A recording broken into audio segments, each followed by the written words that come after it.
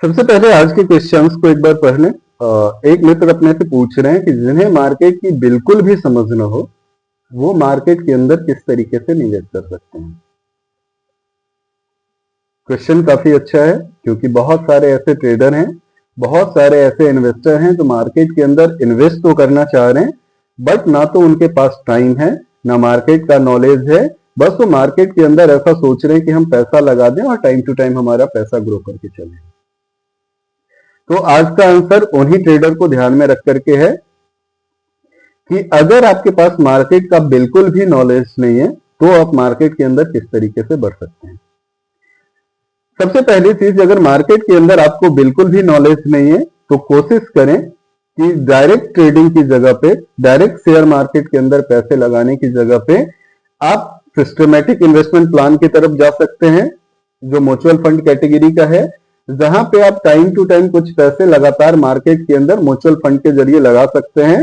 जिस पैसे का यूज बड़ा बड़ा फंड मैनेजिंग कंपनीज जो है आपके पैसे का यूज किसी पर्टिकुलर और अच्छे स्टॉक के साथ करके आपको एक पर्टिकुलर रिटर्न देगा।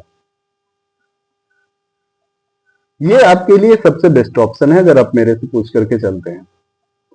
दूसरा, आप ऐसा भी सोच सकते हैं कि मार्केट के अंदर, डायरेक्ट मार्केट में बहुत सारे एडवाइजर्स हैं जो अपने को सजेस्ट करते हैं कि आपको ये वाला स्टॉक ले लेना चाहिए, इस प्राइस पे ले लेना चाहिए, टारगेट और स्टॉप लॉस ये रहेगा।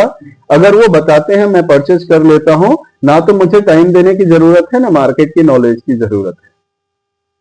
तो अगर आप ऐसा सोच रहे हैं तो इस चीज को टोटली माइंड से रिमूव करके चलिएगा क्योंकि ये वाला ऑप्शन आपके लिए बेस्ट नहीं है। रीजन, ऐसे बहुत सारे एडवाइजर्स मार्केट के अंदर भरे हैं और अगर मैं ऐसे एडवाइजर्स की बात करके चलूं तो मार्केट के अंदर अवेलेबल 100 में से 98 ऐसे एडवाइजर्स हैं जिनको खुद के रिसर्च के ऊपर ट्रस्ट नहीं होता। ये फैक्ट है। 100 में से 98 जो रिसर्चर मार्केट के अंदर हैं जो एनालाइज करके आपको बताते हैं कि ये पर्टिकुलर स्टॉक आपको इस प्राइस से खरीदना चाहिए और यहां तक प्राइस जा सकता है, ये वाला टारगेट और ये वाला स्टॉप लॉस रहेगा, एक पर्टिकुलर पॉइंट वो आपको दे देते हैं।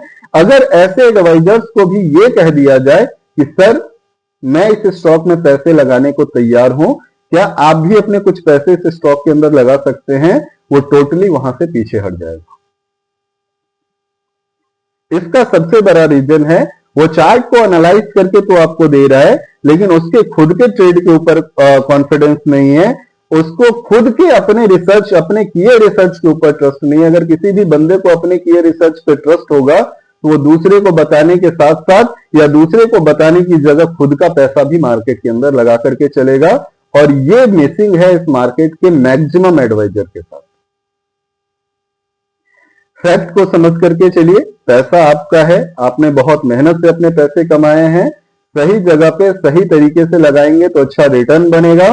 अगर उसी पैसे को गलत जगह पे या गलत व्यक्ति की मदद से लगा करके चल रहे हैं तो ओवरऑल नुकसान आपका है, या वो नुकसान मार्केट के अंदर हो या वो नुकसान एडवाइजरी फीस के अंदर के तौर पे हो जाए या जिस भी तरीके से, इन लास्ट आप नुकसान के साथ बाजार से बाहर निकलेंगे।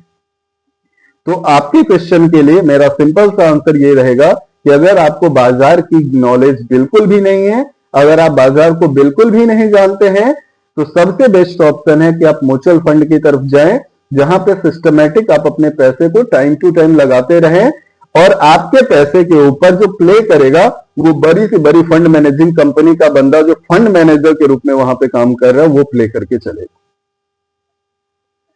और आपके पैसे को, आपके छोटे अमाउंट को भी बड़ी अमाउंट के साथ मिक्स करके एक किसी पर्टिकुलर कंपनी के अंदर वो पैसे को डालेगा जो पंपिंग और डंपिंग के लिए भी हेल्प करके उसको चल सकता है। नहीं, यदि डायरेक्ट मार्केट का आप सोच करके चल रहे हैं कि डायरेक्ट शेयर मार्केट के अंदर हम पैसे लगा दें तो थोड़ा सा आपको रुकना चाहिए क्योंकि मार्केट के एडवाइजर्स जो है, मार्केट के अंदर जितने भी एडवाइजर मौजूद हैं, मैक्सिमम एडवाइजर गलत सलाह देते हैं। गलत सलाह कहने का मतलब है कि वो सिर्फ अपनी प्रॉफिट को ध्यान में रख करके आपको सलाह दे करके चलते हैं। उन्हें खुद के रिसर्च के ऊपर ट्रस्ट नहीं होता। तो जिन्हें खुद के रिसर्च के ऊपर ट्रस्ट नहीं है, ऐसे लोगों के ऊपर अगर आप ट्रस्ट करके चलेंगे तो इन लास्ट आपके हाथ में कुछ भी नहीं बचेगा।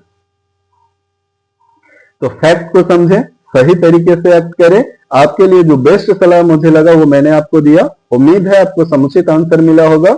अभी भी अगर आपके मन में कुछ क्वेश्चन पेंडिंग रह जाता है, आप नीचे दिए व्हाट्सएप नंबर पे पूछ सकते हैं। मैं उन सारे क्वेश्चंस का आंसर देने की पूरी कोशिश करूंगा। तब तक के लिए करते अपन फिर किसी नए वीडियो के अंदर डिस्कस। Thank you.